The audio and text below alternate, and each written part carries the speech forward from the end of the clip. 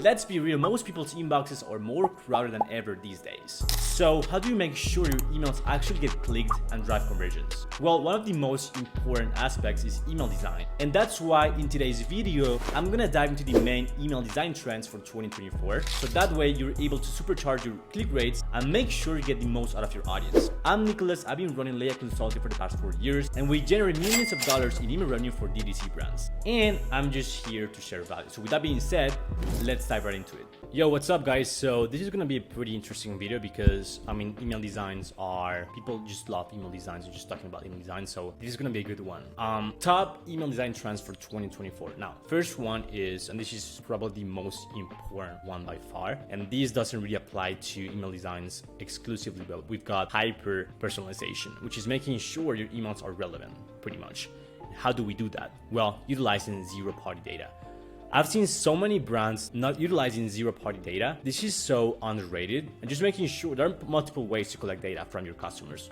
The main one, I would say my favorite one, is at the pop-up level. So before they purchase, on your pop-up, you should have multiple questions, actually making sure, in order for you to understand your customer better, right? For example, here we've got two examples from skincare brands, and then another one from a bra company here. So as you can see, they ask questions. So that way you can actually tailor the welcome series, for instance, according to the customer and their pain points, motivations, etc. And this is way more relevant. Again, this doesn't really apply to email designs only, but to be honest with you, if you utilize and start utilizing zero-party data, you're gonna make a lot of money, to be honest with you, because most brands are not doing this right now, which is making sure, again, you utilize zero-party data. At the pop-up level, you could also have a post-purchase survey. So this is for your customers. So pop-ups, you can utilize these data for welcome series, even abandoned flows, and then for post-purchase surveys, and of course for post-purchase flows, and you can just tailor the experience based on the responses and what they're looking for, pain points, motivations, etc. Okay, really important. Email designs is important in this case, of course, but it is even more important the content that you actually put there. So that's why you must understand your customer, and zero-party data is one of the best, if not the best way to do so. So that's one. That's because more relevant equals more revenue. Email without personalization leaves a poor impression and, of course, less sales. If you send a very generic email, like for example, in this case, we can definitely see what's most important when you're choosing an anti-aging product. You have multiple options, and again, you can tailor the copy based on those responses instead of like sending a very generic copy, if that makes sense. And that way you can just resonate with the customer way more and just have a more compelling email design overall. So that's one. Again, probably the most important one is hyper personalization. Okay, moving on, we've got graphic-based emails. So let me pull up some emails from my testing account real quick.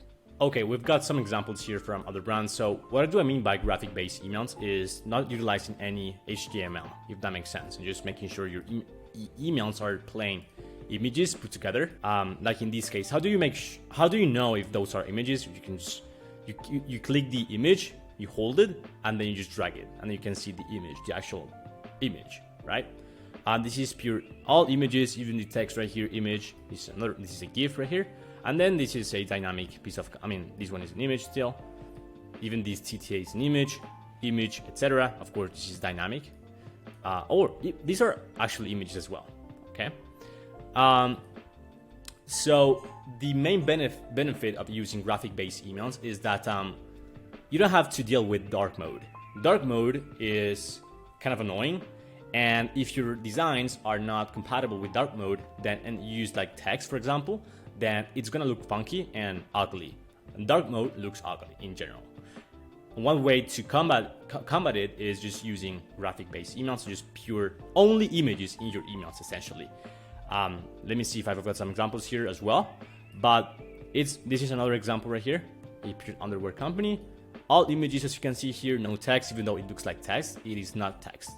If this was text, so HTML, then on dark mode, it's gonna look like very bad, very ugly, right? Most people will actually use dark mode nowadays. I don't know why, I don't like it, but it is what it is, and that's why graphic. And another thing is, like, I've seen many people talk about the fact that using images only it's gonna hurt deliverability.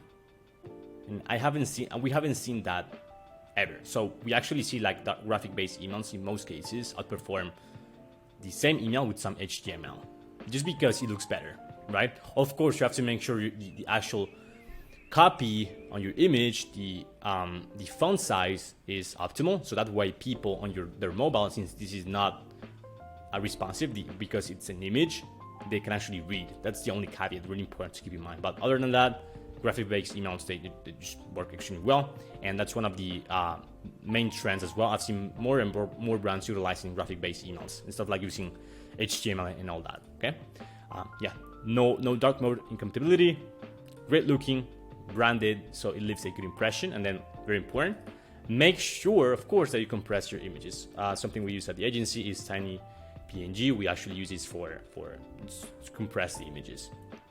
Otherwise, it's going to take a long time to load, and that's going to hurt your deliverability, and two, the customer experience of, people reading your emails, of course. Now, third thing, moving on right here, we've got minimalist designs. So, to be honest with you, like too many elements tend to confuse readers and reduce the CTR, the click rates. I don't know why I put like CTRs, but click rates.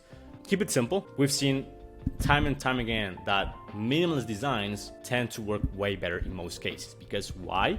Again, most people read your emails on mobile, and if you have a lot of elements crammed together, it looks very ugly, and it doesn't look professional, and just confuses the reader, and they just leave the email. It is very confusing, looks ugly.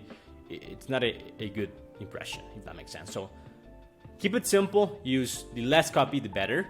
Just make sure on your above the fold you have the main elements, your main offer, the main angle of the email, and that's it. Less copy is better. People don't read, and that's something I put here. People don't read. They're not going to read your email. So the less copy you have, the better. Be concise, be compelling, and that's pretty much it. So utilize white space as well. Don't try to have everything in one same place altogether. Just use minimalist designs. Let me see if we can find some examples here. So for instance here, as you can see, it's pretty, they utilize white spaces. On the above the fold, you have the main offer of the main angle of the email.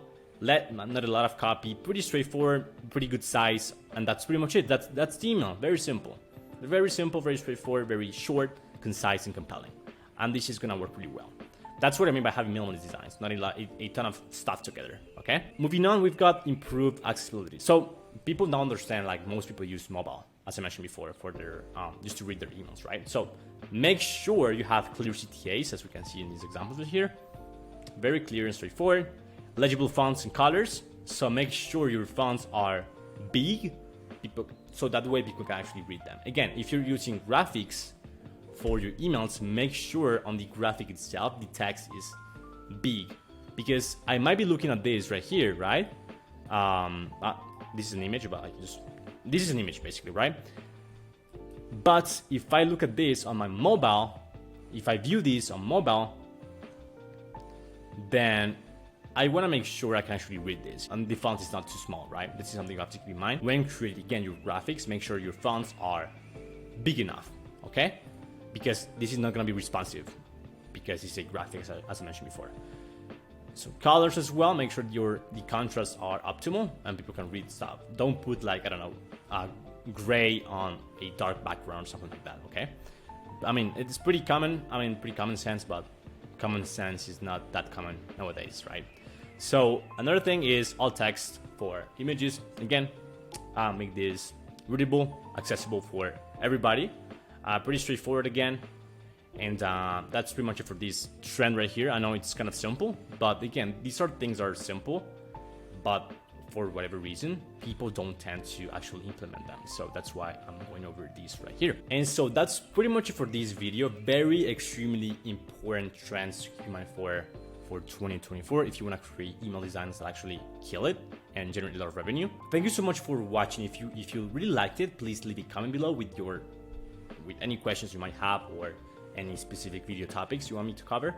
And also drop a like. That way you can help me get to more people, more brands, more e-com brand owners, entrepreneurs, email marketers, copywriters, whatever. And yeah, we can help them together as well. So thank you so much for watching, and I'll see you in the next one. Bye.